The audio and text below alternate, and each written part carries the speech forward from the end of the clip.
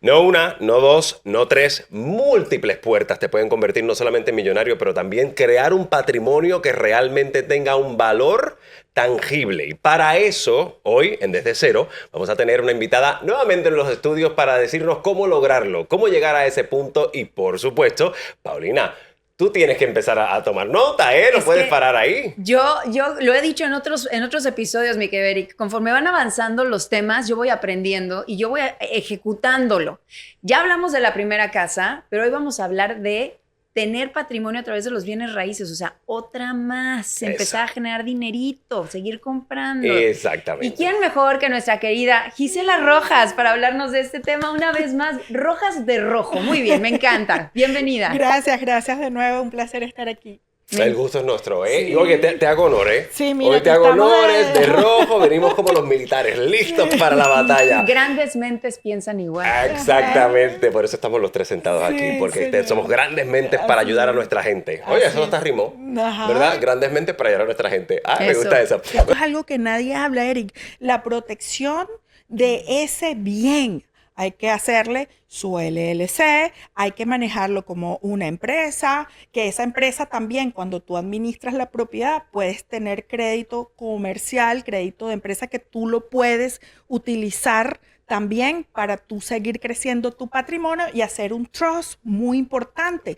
Porque ahora cuando viene la administración de las propiedades, viene un inquilino que no le gustó cómo lo trataste, que no se portó bien, vienen las demandas y allí ya tú tienes que tener una protección de los bienes que vas dejando atrás a través de estructuras. Entonces los trusts, por algo simple para no ponernos en este tema, pero sí es importante.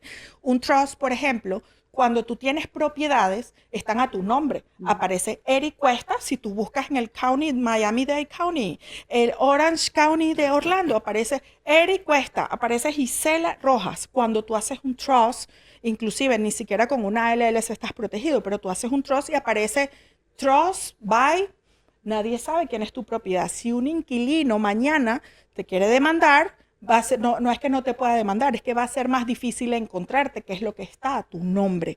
Entonces, a la medida que yo voy creciendo, mi patrimonio tiene que ir paralelo a ir protegiendo, número uno, ese patrimonio, porque inclusive yo lo pasé hace una semana, un señor, estábamos cambiando portafolio a multifamily, lo chocaron ahí en Orlando, le dieron, y mientras la empresa de seguro averiguaba, el señor no me quería hacer caso de hacer un trust y bueno, 4 propiedades, un lien en la propiedad mientras se averigua quién era el culpable, y no se puede vender la casa. Si hubiese estado en un trust, no digo que no sea, pero hubiese sido más difícil encontrarlo para demandar. Hay más protecciones cuando estás...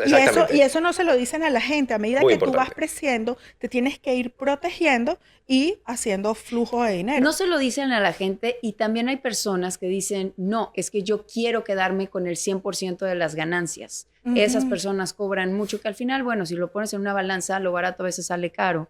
Pero uno de estos profesionales, para que la gente tenga un poco de noción, ¿cuánto llega a cobrar por estos servicios? Por un trust. Por un trust y por administrarte la propiedad.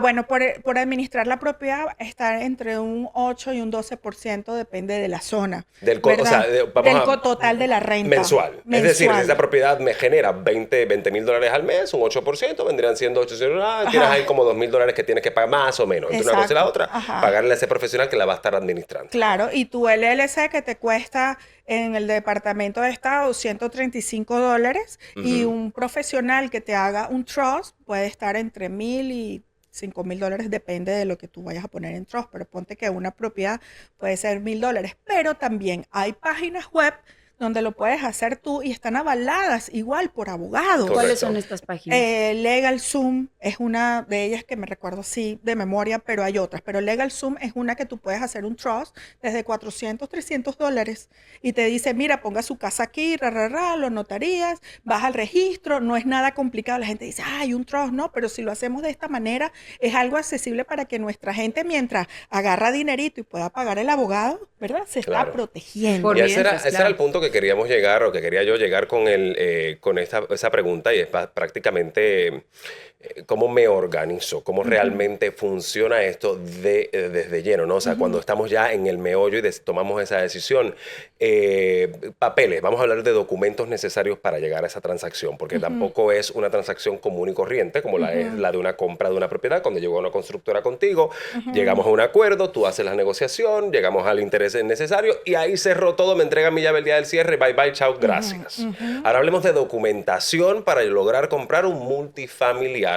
¿Qué necesito? Hay seguros diferentes que debo comprar para esa propiedad. O sea, quiero saber qué es lo que yo necesito para llegar a comprarla, y después que la compro, ¿qué tengo que anexarle a esa propiedad para poder seguir manejándola? Sí, como estamos hablando de un multifamiliar residencial, me van a pedir los mismos requisitos que para una casa primaria, porque sigue siendo mi casa primaria. No hay cambio en los 2 años de historial de empleo, 2 años de taxes. Siempre hay algunas excepciones, ¿verdad? Pero en general, un crédito dependiendo del programa. Yo siempre recomiendo que tenga más de 680 arriba, pero a partir de 580 de crédito, usted puede comprar un multifamily, pero ya sabe que la tasa de interés va a ser más alta. Ingresos que se muestren igual de 2 o 3 meses que el banco pueda hacer. Con un multifamily, también las personas pueden pedir las ayudas que nombramos en el programa anterior, porque se trata de vivienda principal. Siempre y cuando sea tu vivienda principal, es categorizada así. Mientras no tengas más de 4 puertitas. Ahora, el seguro, si por ejemplo, es más alto. El PMI, el seguro de préstamo hipotecario, también va a resultar más alto. Y esos son costos que tenemos que tener. Y definitivamente el costo de administración de propiedades es un costo que tenemos que tomar en cuenta, y que mucha gente dice, no, yo lo administro por mi cuenta, yo estoy pendiente. Y hay muchas cosas que siempre salen de la mano. O sea, la persona tiene que asumir que un inversionista tiene que tener mente de inversionista, que si tú vas a utilizar tu tiempo para ir a arreglar un carrito que lanzó alguien por la tubería y se tapó, y tú tienes que salir a las 12 de la noche, eso ya te quita tiempo y tú no lo quieres pagar el 10% porque, ay, no, pero ese 10% tú puedes estar produciendo. Y esa mentalidad de inversionista a la hora de tener patrimonio es muy importante. Hay gente que compra una casa y dice, no, yo la administro yo. Pero no, porque yo que trabajo yo tengo empresa de property management también, y eso es difícil lidiar con inquilinos. No es fácil. Los tipos de contrato que hay que hacerle a los inquilinos. Vas a largo plazo, hacer la selección de los inquilinos. O sea, el inquilino inclusive puede tener un buen crédito, pero bueno, la empresa lamentablemente, como está pasando ahorita, las grandes cuantos no han recortado de Amazon, de la otra, y ya era bueno, pero ya no tiene trabajo. ¿Qué vas a hacer tú con eso? Si no pagó, vas a hacer un eviction, vas a entrar. Y esas son cosas que hay que llegar a la realidad para saber que todo eso forma parte de construir patrimonio. No es así bonito como tú dices, esas son las letras chiquitas que tú dices. Y para eso también hay que tener un colchoncito, porque claro, va a haber de gastos, reservas, que hay que arreglar cosas que se rompan, que hay que remodelar el departamento porque a lo mejor no te lo dejaban en las mejores condiciones, en fin, muchas cosas. La vacancia, porque a lo mejor en no estos momentos que está difícil la renta, yo siempre le digo a la gente, guárdame 2 mesecitos porque la renta no está fácil rentar. A eso voy. ¿De cuánto debe de ser ese colchoncito adicional que hay que tener? Yo diría de 3 a 4 meses. De 3 a 4 meses. Sí. ¿Y cuánto, por ejemplo, en el momento en el que yo me decido que voy a comprar esta propiedad, que va a tener 4 departamentos o 4 cuartos o como que queramos llamarlo? Muchas veces hay que remodelar estos lugares. No están en las mejores condiciones si es que lo quieres rentar de una manera rápida y fácil. ¿Cuánto más o menos hay que calcular que no supere ciertas cifras para que sí siga siendo un negocio, pero a la vez pues puedas invertir en él para remodelarlo y Antes dejarlo lindo? de que Gisela responda, yo quiero sumarle esa pregunta que te hace Paulina, que me parece extremadamente válida, porque al final del día casi todos estos lugares hay que meterle un poquito de dinero, invertirle un poquito de dinero. Le sumo un poquito a esa pregunta. Si hay que, o sea, ese dinero que hay que tener para más o menos poder entrarle y darle su retocadita, pero el banco te podría apoyar con algo de dinero si estás en esa transacción de comprar un multifamiliar. Sí, fíjate que hay un programa de primer comprador de casa primaria que se llama el FHA 203K, que te permite, te coloca dentro del programa de préstamo reparaciones de esa propiedad, igual con el interés más bajo, con la inicial más baja, igual con el 3.5, y tú buscas a ¿cómo Cosa. se llama? ¿Contratista? Ajá, Un contratista. un general contractor, y ese general contractor certificado, tú le entregas el presupuesto y el banco te puede dar ese dinero para primer comprador. Se llama el FHA 203K. ¿Y cuánto debe de ser esa cantidad? ¿Qué porcentaje del valor de la propiedad tú recomendarías que se meta para remodelación para que sea negocio? Depende. O sea, todo depende en lo que tú lo puedas rentar. Pau, que mucha gente me preguntaba o me pregunta constantemente, pero a mí ¿alquilo o compro? ¿Cuál es la diferencia? ¿Para qué comprar si puedo alquilar y que otro se encargue de mantener el lugar y arreglar y no me tengo que gastar el dinero? Ahí está la gran diferencia. Cuando dentro de 3 años dices, ¿ahora qué hago? No tengo un peso encima, termino el contrato de alquiler, me llevo mis $2,000 de depósito y hasta ahí llegó la transacción. Pero con una propiedad, cuando compras tu primera propiedad, ya pasan 2, 3 años y tienes 100, 50, 70, $65,000 con lo que puedes empezar a invertir, y así se va creando un patrimonio, que creo que es lo que la base de este episodio de Desde Cero, es esa creación de ese patrimonio a través de los bienes raíces. Sí. Ahora bien, hay que protegerlo. Y ese es nuestro WTF, si te parece, Pau. Adelante, por favor. A no ser que tengas otra no, pregunta. No, es todo tuyo, es tu ¿Sí? momento. Dale, Venga, pues, dale. vamos a darle con todo. WTF, señores, y te lo pregunto. Ajá. ¿Cómo, WTF, protegemos ese patrimonio correctamente? ¿Cuál es tu recomendación? Trust, hacer un trust. Y bueno, me puedo ir un poquito más allá rapidito.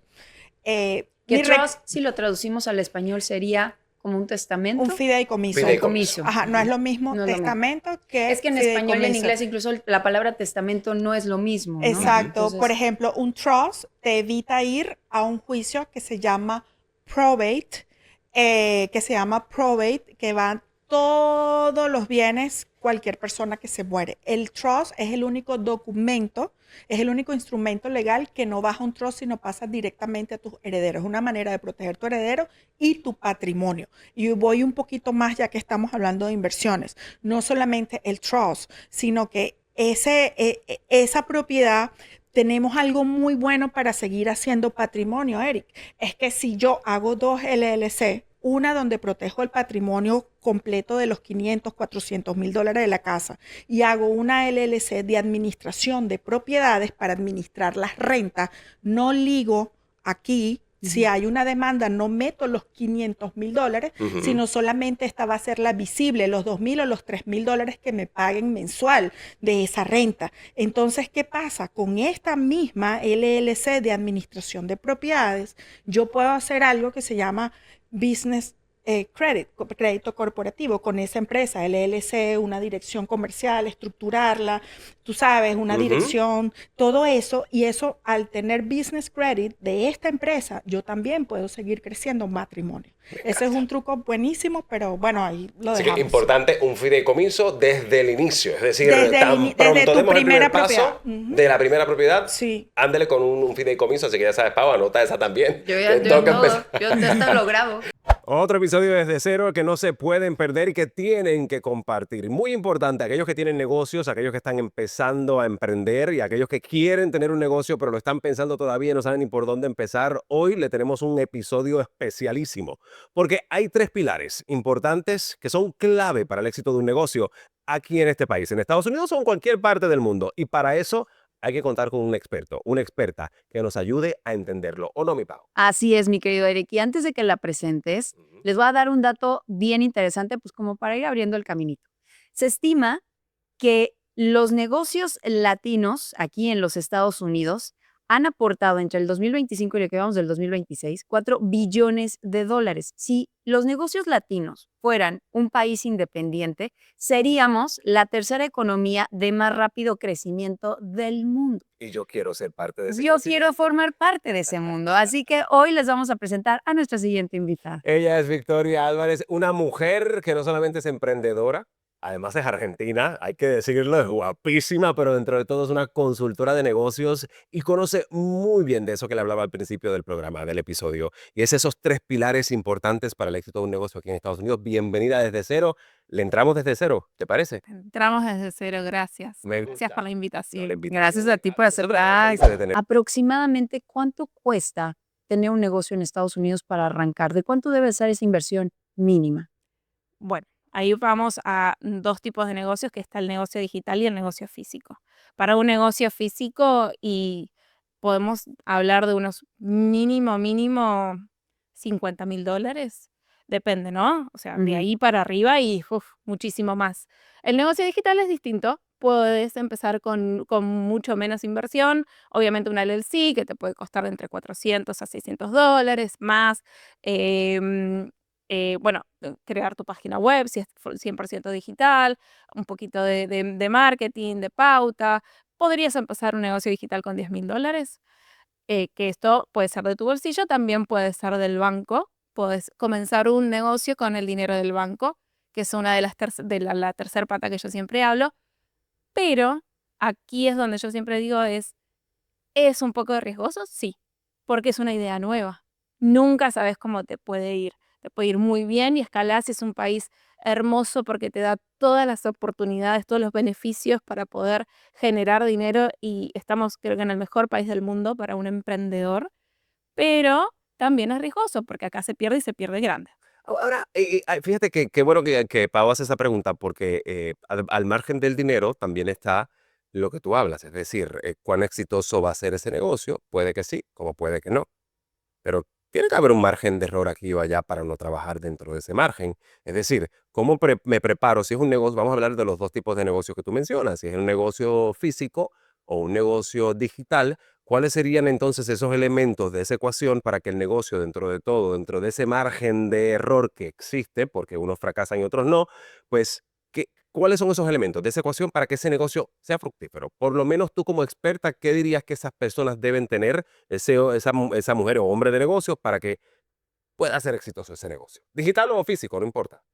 Bueno, en el caso físico, yo lo que siempre les recomiendo, porque he tenido desde dealer de motos hasta restaurantes, primero los permisos. O sea, necesitas tener los permisos y la clave en un negocio físico es la renta baja.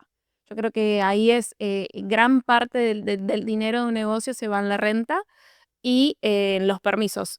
He tenido casos de restaurantes que capaz estuvieron cerrados pagando renta 1 o 2 años. Wow. Sí, O porque sea, el contrato sigue. el Es contrato decir, sigue. no te preparaste, eso es problema tuyo. Exactamente. Entonces ahí justamente en este estado de la Florida, los permisos son un tema.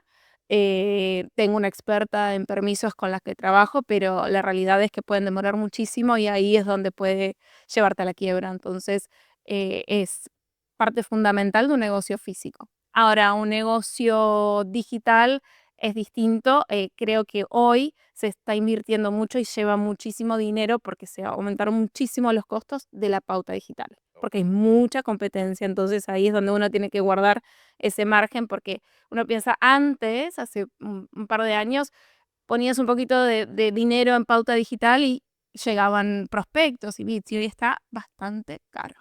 Victoria, tú dirías que, no sé, Pau, si tú estás de acuerdo conmigo, pero tú crees que al final del día, para iniciar un negocio, antes de tener la plata en la mano, yo creo que podría ser importante más tener un buen crédito que te permita acceder a esa plata sin tener que sea tu dinero el que estás poniendo sobre la mesa. O sea, ¿el crédito vale más para iniciar un negocio que tal vez el dinero en el banco? Es justo lo que iba a preguntar. ¿Qué pasa si tengo una muy buena idea, ya hice ese análisis de riesgo y éxito, pero no tengo el dinero?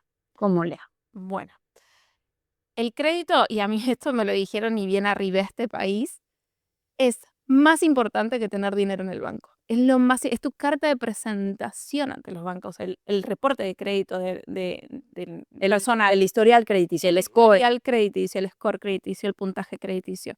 Es tu carta de presentación y en Estados Unidos somos un algoritmo, o sea, no, aquí no es como Latinoamérica donde conoces al gerente del banco y te puede conseguir el mejor producto. No. Aquí tenemos un código, que es nuestro número de seguridad social, y sin ese numerito no haces nada en este país. Nada. Y sin un buen puntaje crediticio, tampoco. Los bancos es lo primero que ven. Hay 3 buros de créditos donde reportan y todo va a depender de tu historial crediticio, ¿no? De tu comportamiento crediticio. Ahora, ¿qué sucede? Es que en Estados Unidos los latinos un 70% tienen el crédito mal. Ok.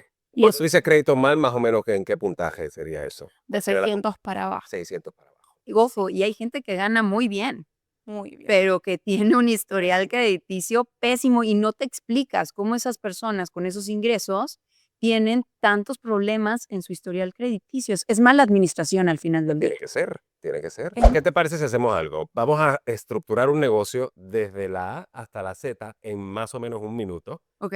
desde cero. O sea, Pongan el cronómetro. pongo del cronómetro en este instante. Vámonos desde cero. Ahora, con Victoria, me senté contigo. Victoria, tengo una excelente idea. Quiero compartirla contigo. Quiero que me ayudes a montar este negocio. No tengo, ya, ¿qué hago? ¿Por dónde empiezo? ¿Cuáles son esos pilares? ¿Qué me dirías tú? Un minuto. Un Un minuto. minuto. Primero, si es una idea, tenés que saber que es riesgoso.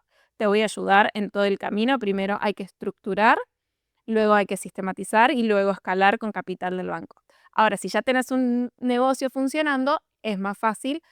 Primero vamos a ver cómo estás. Vamos a hacer un scan 360 de tu negocio en una llamada de 10 minutos. Yo puedo ver en qué estado está tu negocio. Primero, ver tu estructura. Tenés LLC, tenés DBA, tenés página web, tenés documentos legales, términos y condiciones, políticas de privacidad, tenés tu cuenta de banco vinculada a la cuenta de negocio. O sea, hay muchísimo para ver. Yo te voy a hacer todo un scan de cómo está tu estructura. Una vez que hacemos eso, vemos si estás digitalizado o si tenés un sistema. Tenés equipo trabajando humano, tenés un sistema de llamados, de publicidad, tenés redes sociales, cómo te ven y cómo te llegan los clientes.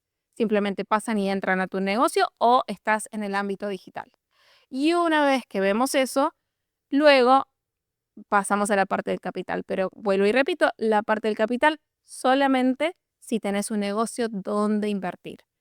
Si necesitas ese capital para pagar tus deudas o para comprarte un carro, yo no lo recomiendo. Siempre es crédito empresarial para hacer crecer tu negocio. ¿Y cómo hacemos crecer un negocio? Con inventario, o sea, invirtiendo donde vos ya sabés que ese dinero te va a generar más dinero. No para pagar ni incendios ni pagar deudas, es para generar más dinero con dinero prestado. Y así escalamos. Y en un minuto quedó clarísimo. Y por eso vamos a darle un poquito de billete. Me encantó. Ese era mi WTF. Quería realmente llevar a nuestra audiencia a que ustedes supieran exactamente, esta pistola está viva, Pau. Hay que Como la cambiar economía, como el como la dinero. economía y como el dinero. Pero quería llevarlos para que ustedes, queríamos los dos, Pau y yo, llevarlos al punto en donde entendieran exactamente cuál es el proceso de crear un negocio y quién mejor que Victoria Álvarez para que nos hiciera ese gran favor aquí en nuestra casa de Desde Cero. Te agradecemos mucho que haber estado con nosotros. Gracias por tu guía. Gracias por lo que le has dado a nuestra audiencia. Y no va a ser la última vez. Prepárate, que esto se repite. Aquí comemos doble. Para que lo Gracias a sepas. ustedes. Gracias, Victoria, por acompañarnos. Y a ustedes ya lo saben. Denle like, comenten, compartan, píquenle a la campanita y nos vemos la próxima semana en el próximo Desde Cero.